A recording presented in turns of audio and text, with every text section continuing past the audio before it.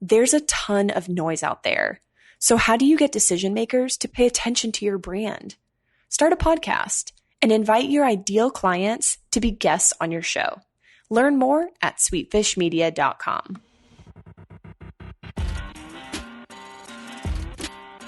You're listening to the B2B Growth Show, a podcast dedicated to helping B2B executives achieve explosive growth.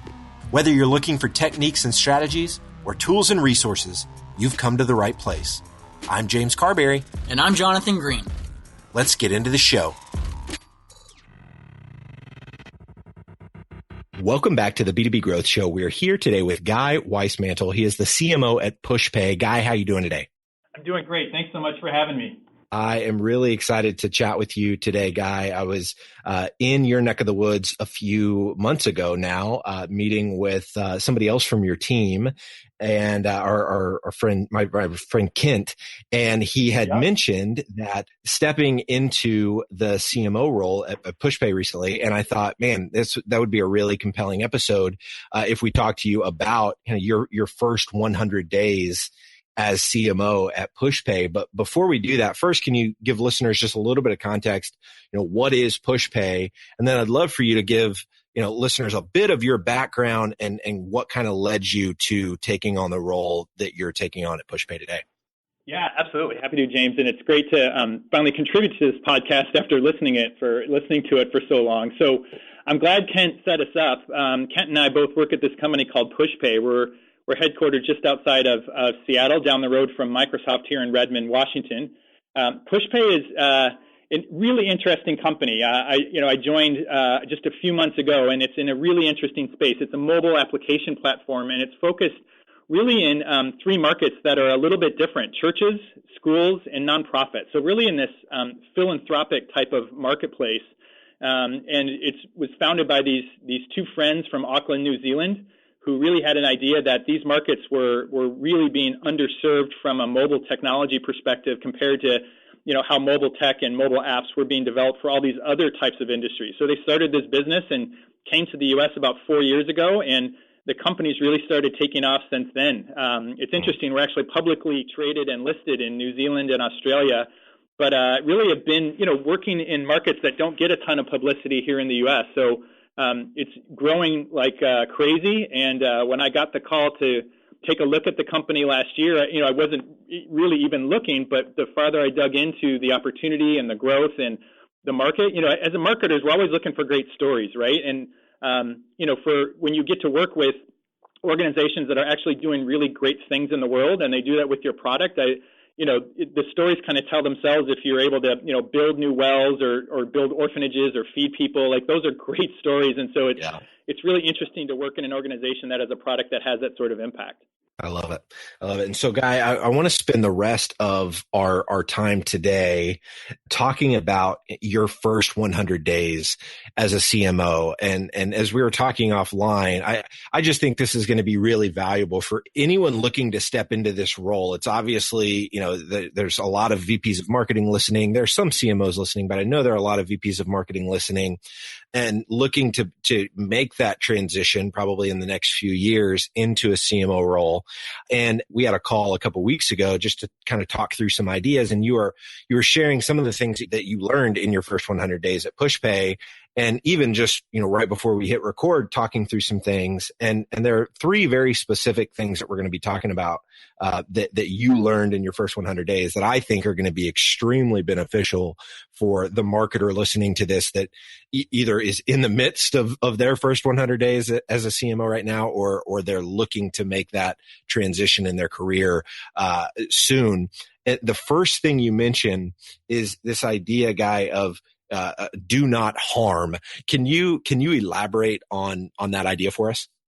Yeah, absolutely. So I think, as I've had the chance to increase responsibility and move to more senior roles throughout my career, I think those of us that aspire to that or have some interest in leading others, we're inherently kind of hardwired to try to come in and fix things, especially if you're being brought in at an officer level or a senior level. You're interviewing with the CEO and the other senior executives. You're interviewing with the board of directors. So you're going to hear, all the things that they want marketing to accomplish. And I think we all know from this podcast and anything you read online that, the CMO role today is incredibly complex and has its hands in lots of different things and opportunities. And so, because you come in and especially if you're coming in to kind of help the company do something better or different, there's just inherently you're going to want to come in and start to make those changes. And that could be on people, that could be on process, that could be on technology, that could be across a lot of different things. And I've certainly made these mistakes as I've come through my career, and one of the things that I've really learned to do is to kind of take a step back a little bit when you come in, and let the kind of the game come to you. You hear about professional athletes; they don't kind of just charge out; they kind of let the game come to them. And I think that's a really important skill set for senior marketing leaders, because as you're interviewing, even from the outside, as you hear all the details, you may get a chance to interview with the team you're going to manage. You're still going to learn so much more about the team, about some of the dependencies that didn't come out.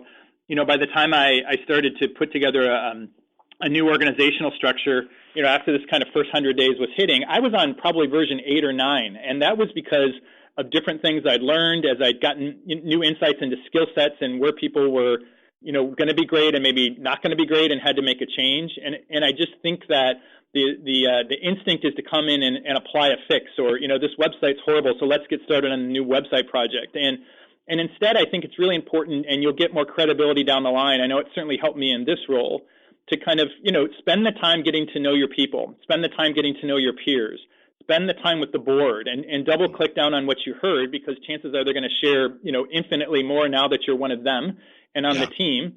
And it's going to help you get a much different perspective that ultimately is going to help you go faster. It certainly is helping me go fast now. And I really appreciate that I've had to learn, again, sometimes the hard way about, maybe not letting that person go the first 2 weeks, even though they're not performing well. See what, if there's another place they can go, if there's a reason why that's happening. And same with products. There's lots of instances, but I think the important thing as you get to this is you're going to be expected to have that organizational maturity and kind of view across the org. And to do that, you're going to need to take some time to really understand what you have and where you have some gaps, and then make the decision from there. I love it. So not coming in guns a-blazing, ready to cut people and products and, restructure an entire organization in your first week, but slowing down, really focusing on, doing no harm in the, as you first come on board, and letting, really pushing into getting a lot of insights. It sounds like, having a lot of conversations, really, trying to get a more holistic view of what's actually happening in the organization, so that you can start to take some action. The next one we're going to talk about, Guy, is getting clarity on the alignment of goals. Can you talk to us more about what this looked like for you? For sure. At this level, you're interviewing again with executives in the company. Certainly with the board of directors, they're going to. I've heard many friends who are in this role, and you hear this from boards. Today it's a really difficult role for companies to hire. There's a lot of great articles and folks that have spoken on the fact that you really have to understand kind of what the job is as you come into it, because there's lots of different CMO profiles and different skill sets that we all possess, strengths and weaknesses. And so, I think as you come in, there are 50 things that you could do and 50 things that you may want to do. But I think that the important thing is spending this kind of first 100 days in the midst of listening and learning, really getting incredibly strong alignment and kind of being ruthless in your prioritization of what needs to get done first. Because you're going to have people who are going to come to you, and Pushpay is a great example. The people are incredibly nice, incredibly driven. And I lost track in the first few weeks of people saying, "I'm so glad you're here. I've been waiting until you got here. I have this thing. I have this project. I need help with this." And I think importantly, take that note, put it down, say, "Great, I'd love to meet with you on that and learn more." However, with your CEO, if you're reporting to CEO, if it's a CRO, find time with the board members, take them out to coffee or have a call with them, and really understand what they're looking for in the role and where you need to prioritize your time. Because having that accountability is super important to establish the credibility that you need with this group. early on. If they see you're really focused on the right things versus maybe the flashy objects that are maybe more fun to do, a rebrand is always something that we think about as CMOs. We could probably improve upon the last person who was in the seat. But if the brand's fine, that may not be it. It may be around, something around customer satisfaction or product launches, whatever it might be. Make sure you've got a clear understanding with your boss of what those things are, how you're going to be measured, what constitutes success, what their expectations are in terms of timing. Some tough conversations, because it might be this very nebulous thing as senior leaders we're asked to go do, but really getting a lock-in of what that expectation looks like is going to set you up for success down the line. So that you have a filter to run all of these folks that are coming to you saying, "Oh, I've been waiting for you to get here so I can bring this idea or collaborate with you on this." But if you don't have that conversation with the other senior leaders on the team, you don't have a filter to filter all those ideas through. And so that makes perfect sense. Yeah. The third thing that you talked about, kind of lessons learned from the first 100 days as CMO, is that you want to start to get some quick wins. Now, this kind of flies a little bit in the face of the do no harm kind of, don't feel like you need to come in guns a-blazing, but there's this balance, because you do want to establish credibility. You alluded to that earlier, and you want to get some quick wins under your belt. So how do you toy with that balance of not coming in and like changing everything too quickly, but also knowing, hey, like you're on the clock, like it's time to put up or shut up, if you will? Yeah, no, I think that you put it perfectly. After, as soon as you step out of that new hire training, you're on the clock, and people are going to start to come after you. I think, making sure and all of us coming into these jobs, we kind of know, okay, we should know, like, okay, this is really where the focus needs to be. So I think that, buying the time and setting those expectations is super important, so that you can act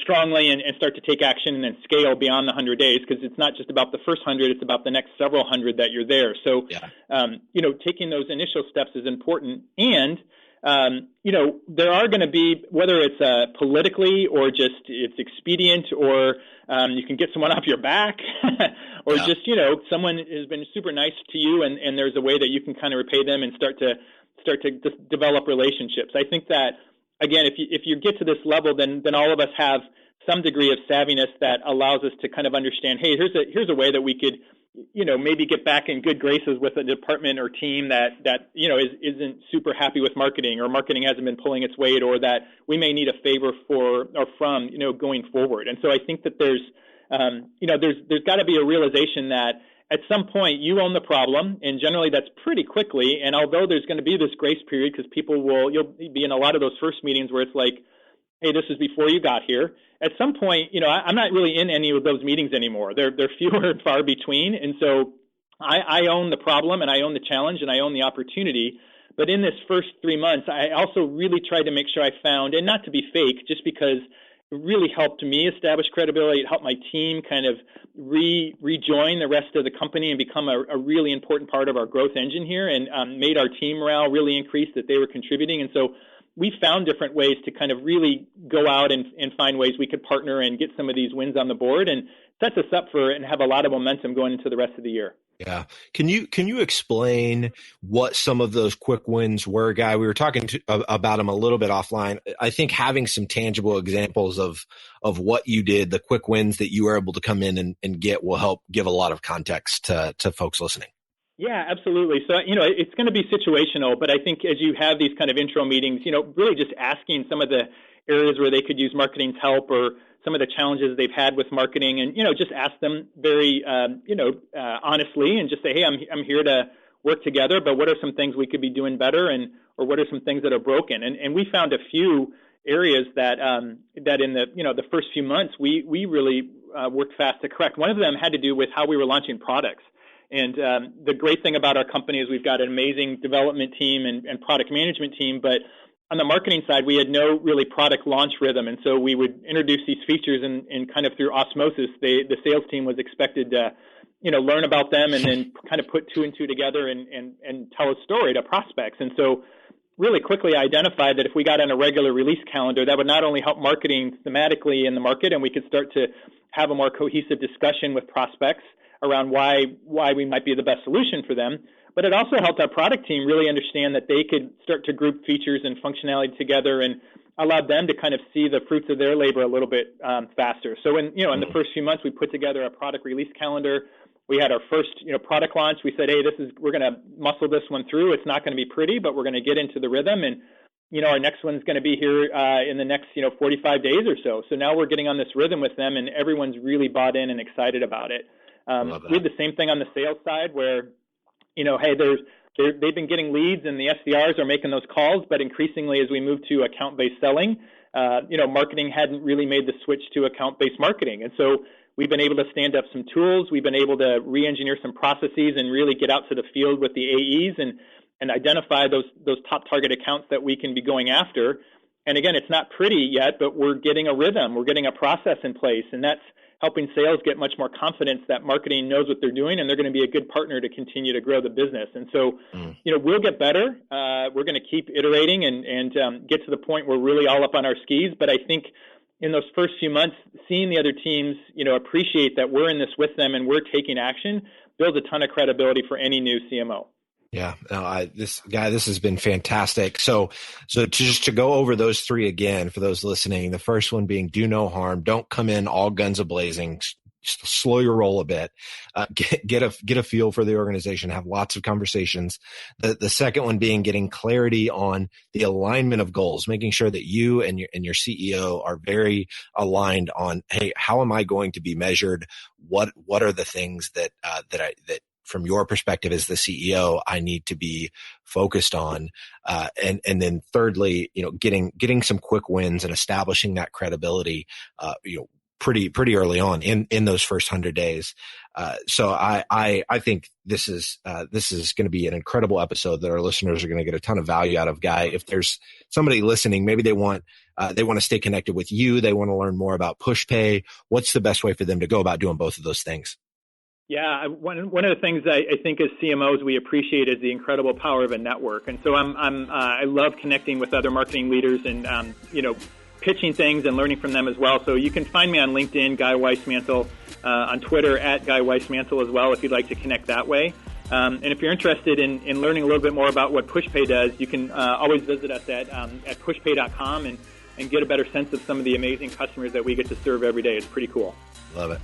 Wonderful, Guy. Well, again, thank you so much for your time today. This has been incredible, so I really appreciate it. Thanks. This was really fun. I really appreciate the chance to be with you today, James. Appreciate it. There are lots of ways to build a community, and we've chosen to build the B2B growth community through this podcast. But because of the way podcasts work, it's really hard to engage with our listeners. And without engagement, it's tough to build a great community. So here's what we've decided to do. We're organizing small dinners across the country with our listeners and guests. No sales pitches, no agenda, just great conversations with like-minded people. We'll talk business, we'll talk family, we'll talk goals and dreams.